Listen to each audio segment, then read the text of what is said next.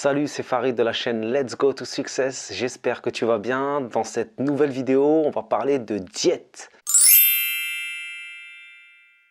Ouais, il ne s'agit pas de ce que tu penses. Aujourd'hui, on va parler plus précisément de diète médiatique, de la consommation d'informations et de comment tu peux arriver à te libérer du temps et à te sentir mieux en appliquant ces conseils que je vais te donner dans cette vidéo. Avant toute chose, je vais te dire ce que c'est la diète médiatique. C'est le fait de s'abstenir de façon totale ou partielle de recevoir de l'information de la part des médias, que ça soit sous forme écrite, que ça soit sur le web, par l'intermédiaire de pop-up, tu sais, tes notifications sur le smartphone, ou bien par la télévision, qui est justement ce sur quoi on va mettre la lumière aujourd'hui, vraiment. Alors pourquoi la télévision? Parce que y a des études qui ont été menées et qui ont révélé que le français moyen, le ménage français moyen, consommait la télé 3h47 par jour. C'est incroyable et que c'était en progression à peu près chaque année de 15 minutes. Donc tu te rends compte que 3h47 c'est vraiment énorme. Et que si tu peux dédier ce temps-là à autre chose pour toi, ta progression et pour te sentir mieux, ça va considérablement changer ta vie. Et c'est ce de quoi je traite dans la chaîne Let's Go to Success, sur le blog, sur les réseaux sociaux. C'est vraiment de t'accompagner dans ton changement de vie et ça passe par une refonte un petit peu de tous tes domaines de vie. Hein. Vraiment, d'articuler ta vie autour de ce que tu aimes. Et pas le contraire, c'est-à-dire d'articuler ce que tu aimes, ce que tu as envie, tes passions, etc. autour d'une vie qui ne te convient pas, qui ne t'intéresse pas et dans laquelle tu ne te sens pas épanoui. Donc le but, ça ne va pas être de se couper totalement de l'information, quoique tu n'y perdras rien en fait. C'est simplement de te rendre plus proactif et responsable de l'information que tu choisis. Personnellement, j'ai jamais trop regardé la télé, même si dans ma famille, voilà, on consommait la télé, il y a toujours eu des télévisions dans plusieurs pièces, comme dans beaucoup de ménages, mais j'ai jamais trop consommé la télé. Cependant, comme tout le monde, il m'est arrivé à des périodes de vie de suivre des séries, des émissions, du divertissement, de consommer un petit peu d'informations, et puis j'ai eu une prise de conscience. Ça a été un choix personnel à un moment de ma vie où j'ai pris un virage sec dans ma vie et j'ai eu envie de dédier ce temps à autre chose. Et puis si tu y réfléchis bien, la majeure partie des informations, ce sont des informations qui sont redondantes, qui se répètent sans cesse. C'est des informations qui sont stressantes, qui éveillent beaucoup d'anxiété en toi, qui sont anxiogènes. De plus, ça te consomme et ça te fait perdre énormément de temps. On ne se rend pas compte, 3h47, là c'est une moyenne. Ça veut dire qu'il y a des personnes qui regardent plus encore et d'autres qui regardent moins. Et puis franchement, la majeure partie du temps, c'est aussi triste, dramatique et c'est souvent catastrophique. Et la majeure partie du temps, on n'a aucun moyen d'action. Maintenant, j'ai envie de te parler des bénéfices que tu vas obtenir lorsque tu vas diminuer ton temps de télévision ou de réseaux sociaux, de réduire ce contact avec l'information négative, avec l'information qui ne t'apporte rien et qui te fait perdre ton temps. Ça va tout d'abord baisser ton niveau d'anxiété. Ça, c'est une chose indéniable parce que tu seras plus confronté à des informations qui ont pour but de te faire peur, de te garder dans une condition, dans le statu quo où tu n'as pas envie de bouger, où tu as peur de voyager, dans laquelle tu as peur de parler à l'autre, de parler à ton voisin. Ça va te faire gagner énormément de temps et ça, j'ai pu l'expérimenter, c'est réel. Si tu diminues seulement ton temps, le temps que tu passes devant la télé par 2, ça va être énorme. Tu te rends compte si on prend la moyenne de tout à l'heure, de 3h47, ça nous fait diminuer de temps par 2, ce qui nous revient à peu près à 1h50, presque 2h, allez on va dire 2 heures, pour dédier ce temps à autre chose. Par exemple, tu pourrais lire un livre en 2 heures, tu vas pouvoir lire 100-150 pages d'un livre. Imagine ta progression. Si chaque jour tu faisais ça. Alors l'objectif, c'est pas du jour au lendemain de basculer de je mate la télé tant de temps et puis le lendemain d'un seul coup tu vas péter les plombs et tu vas tout jeter, tu vas éteindre ta télé, tu vas basculer dans les livres. Ça ne durera pas longtemps. Même avec la plus grande motivation, je te le dis tout de suite, ça ne durera pas longtemps. Le but c'est d'y aller par petits pas. Déjà, même avant ça, c'est vraiment de prendre conscience. Prendre conscience que ça te prend énormément de temps. Que certainement en toi, tu as des passions, tu as des envies, tu as envie d'avancer, mais qu'il y a des choses qui sont encore compressibles, vraiment des activités que tu fais dans la journée que tu peux largement éliminer. C'est un peu comme les finances en fait. Il y a souvent des choses dans tes finances qui sont inutiles, l'argent que tu dépenses pour rien.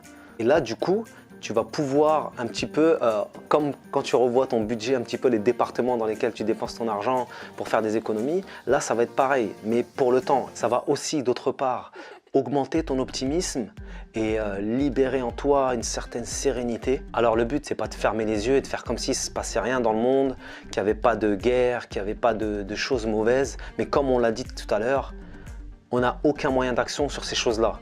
En revanche, au niveau local, parce que tout à l'heure on parlait de livres, mais par exemple au niveau local, tu peux dédier ce temps-là à agir dans une association de quartier, à agir pour une œuvre caritative, à agir dans l'humanitaire, mais faire des choses concrètes. Et ce n'est pas le fait de regarder l'information et de voir ce qui se passe constamment, en train de répéter et de te faire rentrer des messages désagréables et de t'hypnotiser. C'est littéralement ça, hein.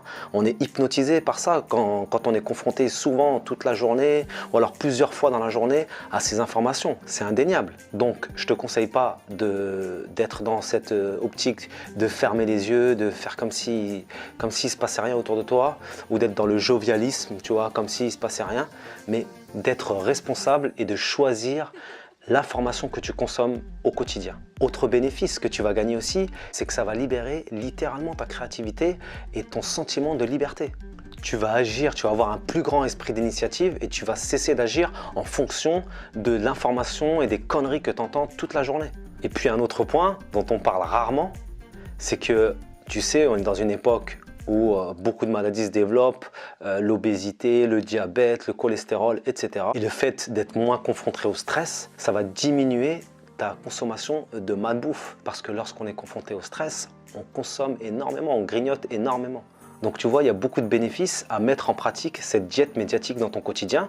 Et comment tu peux faire justement pour mettre ça en place dans ta vie dès la fin de cette vidéo par exemple. Avant ça, j'aimerais te rassurer sur le fait que tu vas rien rater. Moi, tu le sais très bien, ça fait longtemps que j'applique ces conseils que je vais te donner là.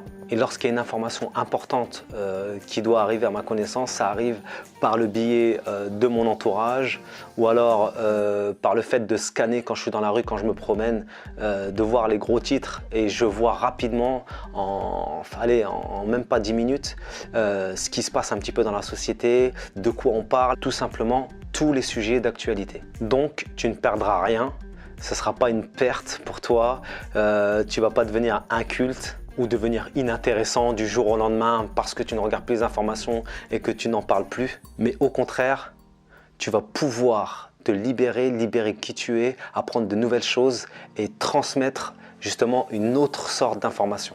Ça va aussi augmenter ton estime de toi par le fait que tu apprends de nouvelles choses, que tu as décidé d'agir concrètement pour ta progression, pour ton bonheur, que tu as décidé d'agir concrètement sur ce temps que tu dédies aux médias. Donc on passe tout de suite aux 5 choses que je vais te proposer pendant cette diète et que tu pourras faire grâce au temps que tu auras libéré. Donc la première, ce que je fais moi, c'est de choisir ton information, comme je te disais tout à l'heure, mais positive. Tu peux taper dans Google par exemple, information positive, tu vas tomber sur plusieurs sites, mais tu peux par exemple, moi tout ce qui est avancement en termes de technologie, au niveau de la santé, etc., ça m'intéresse beaucoup, donc je me documente sur Science et Avenir, sur Futura Science par exemple. Il y a aussi un site américain qui publie des articles qui dégagent beaucoup d'optimisme, qui s'appelle What But Why.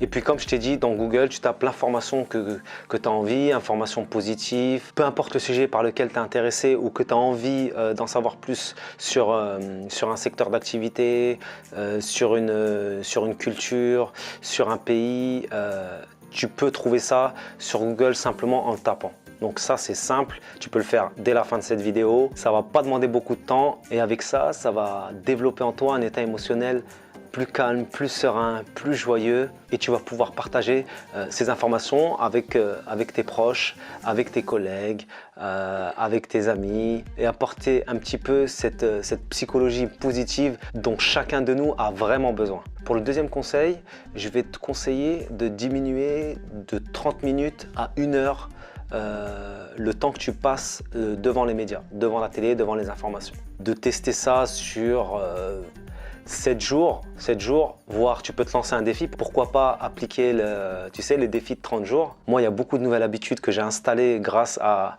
ce défi de 30 jours. C'est une période sur laquelle tu peux tester des choses sans t'engager sur le long terme et puis qui donne beaucoup de résultats. Et si vraiment tu es en manque, t'en peux plus, tu peux revenir à ton ancienne condition. Mais lorsque c'est une bonne habitude et qui est bénéfique pour toi, ton corps, ton mental ou ton esprit, c'est quelque chose en général que tu vas faire durer. Le troisième conseil que je vais te proposer, c'est de, par exemple, comme là, tu es en train de consommer cette vidéo, en train de me regarder pendant que je te donne des conseils sur comment appliquer cette diète médiatique.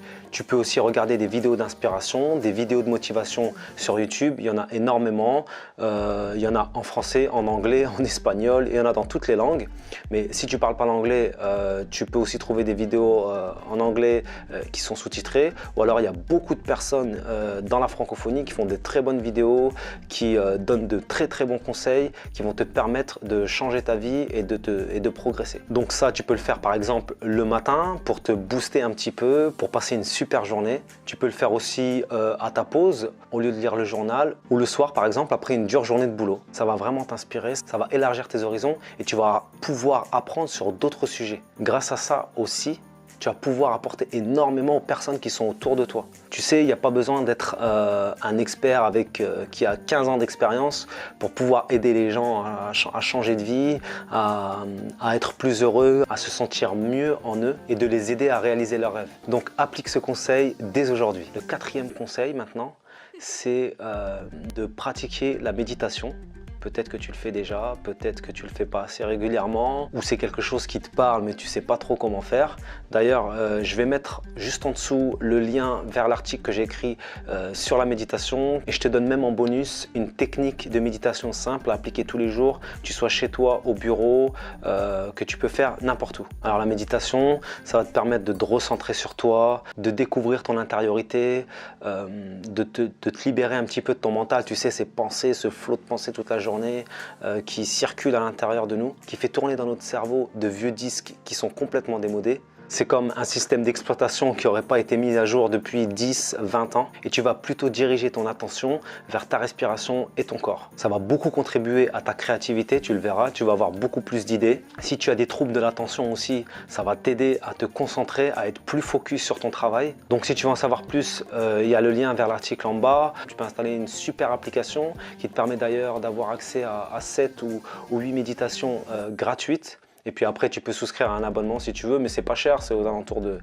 5 € par mois, avec plus de 350 méditations, et qui va te guider en fait sur ce cheminement, qui va te permettre de garder la motivation. Et sur le long terme, tu vas vraiment apprendre à te connaître, à t'accorder du temps, à faire ressortir ta personnalité, qui tu es, à mieux t'accepter. Donc teste par exemple sur 7 jours. Je te conseille plus de le faire pendant 30 jours. Là tu verras vraiment les bénéfices. Et surtout n'hésite pas à m'écrire, que ce soit en commentaire ou sur la page contact, et me dire vraiment ce que tu as apporté, ou alors si vraiment ça n'a rien changé à ta vie. Pour le cinquième conseil, c'est pour ma part l'activité qui m'a le plus aidé dans ma progression, dans mon changement et dans mon business. Je parle ici de lecture, de lire des livres de non-fiction. Il y a plein de livres techniques sur plein de domaines. Par exemple, en termes de développement personnel, tu vas trouver des livres sur comment te sentir mieux, comment développer de meilleures relations,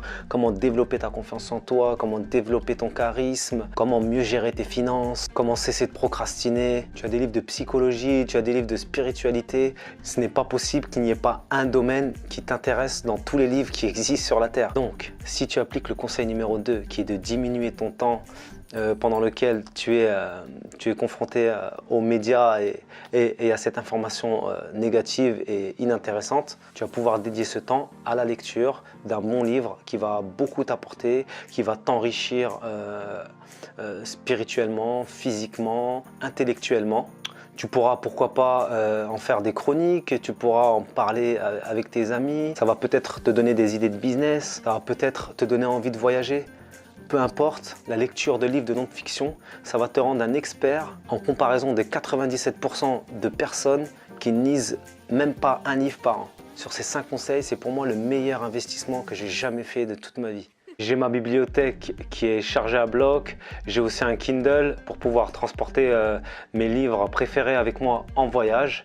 Et ça me permet d'être constamment nourri, d'acquérir des connaissances et de développer des nouvelles compétences que je peux appliquer dans ma vie et dans mon business. Nous voici maintenant à la fin de cette vidéo. J'espère que tu as apprécié les conseils que je t'ai donnés. Comme d'habitude, je te conseille de les mettre en pratique dès la fin de la vidéo. C'est des conseils simples mais qui sont efficaces et puissants. La jet médiatique, c'est quelque chose que tu peux appliquer tout au long de ta vie de façon régulière, ou bien si tu préfères de le faire de façon ponctuelle. Il y a aussi des personnes qui font ça de façon radicale et qui éliminent complètement la télé ou qui font des déconnexions totales comme j'aime bien faire parfois. C'est-à-dire pas de téléphone, pas d'ordinateur portable, pas de télévision, pas de radio, rien du tout pendant un temps déterminé, c'est-à-dire un week-end, pendant une semaine de vacances, 2 semaines de vacances. Ça, c'est selon tes préférences et les bénéfices que tu veux obtenir. Si tu as aimé cette vidéo, je t'invite à mettre un pouce vers le haut.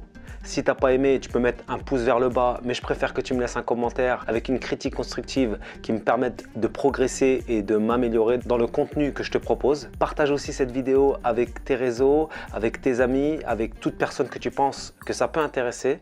D'ici la prochaine vidéo, prends soin de ton esprit et de ta vie pour en faire un chef-d'œuvre. Ciao!